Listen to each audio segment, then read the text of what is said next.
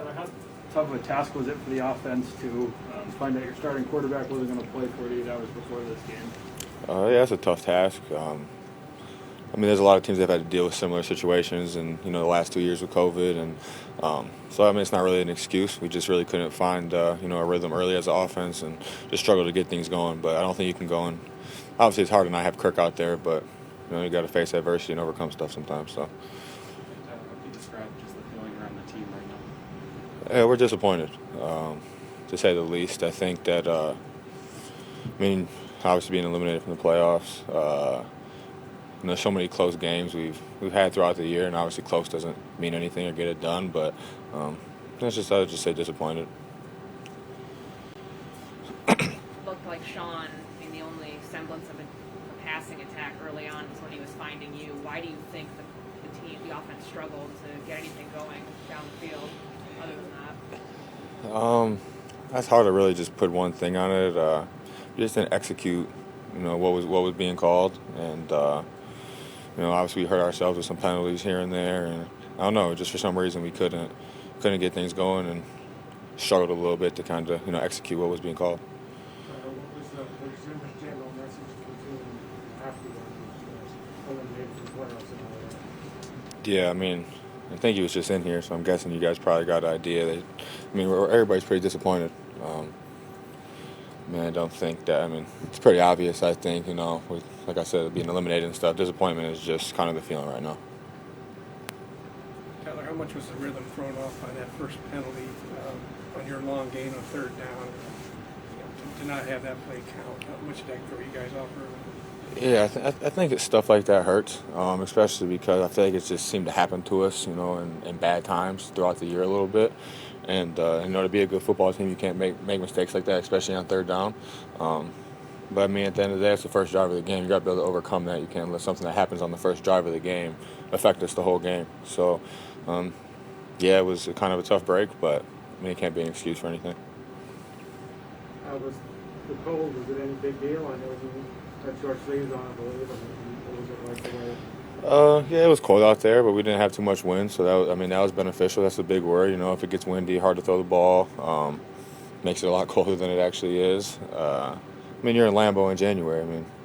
It's going to be cold. It is what it is. So I don't think it really had anything to do with anything. How are you doing health-wise? I thought you got shaken up on that one. Yeah, I'm all right. He got me good. I just couldn't breathe there for a little minute, but I'm all right. Appreciate you asking. You get to see Kellen Mond in practice every day. We don't. And Mike Zimmer said that he didn't feel on Friday. He said that he felt like Sean gave you guys the best chance to win, even though he didn't practice this week and is coming off COVID. Do you feel like that was the case tonight? Yeah, I think it's a little above my pay grade, but I know a lot of people want to see Kellen, but I think Sean is one of the smartest football players I've ever been around in general. So I think you put a lot of trust into someone that's that smart. They can run the offense, and they can make the reads. But yeah, I don't really know how to answer that question exactly. That's not my job to make that decision. But Sean's a heck of a quarterback, and Kellen's going to be a heck of a quarterback one day too. So it's just kind of the way it played out. But I do think Sean was deserving to get the start today. Was there something that they did in particular to slow down the run game? Usually you guys against the Packers do a little better than that. Yeah, that's a good question. I don't really think it was anything they did. I just don't. I think when we did run the ball, we just didn't, execute the way we needed to execute. We didn't get holes for Delvin, create holes for Delvin, and there's only so much he can do. Obviously, he's a special back, but if we don't give him lanes to run, there's only so much he can do out there. What do you guys say to each other when you see the game slipping away? You know everything what it means, and then you see the score, and you still have almost a quarter and a half to go. And then you do get a touchdown to KJ, but what do you say to each other to keep you guys in it? Yeah, I think the main thing is, I was trying to express that. You just can't quit. You got to keep fighting. You got to keep fighting. Like we just played the Steelers, and they came back on us. Who says that we can't do that? Obviously, that didn't happen. But as a football player, you can never quit, whatever the circumstances are, and you got to go out there and do your best to make stuff happen. So you just try to rally behind each other, and you've been working together since July, August, for this time of the year to be able to go and have a chance to be in the playoffs. So to feel it slipping away is tough, but you just got to rally together with your teammates and do what you can do. Did it feel like at any point when you guys were down by that much that guys were ready on the verge of quitting?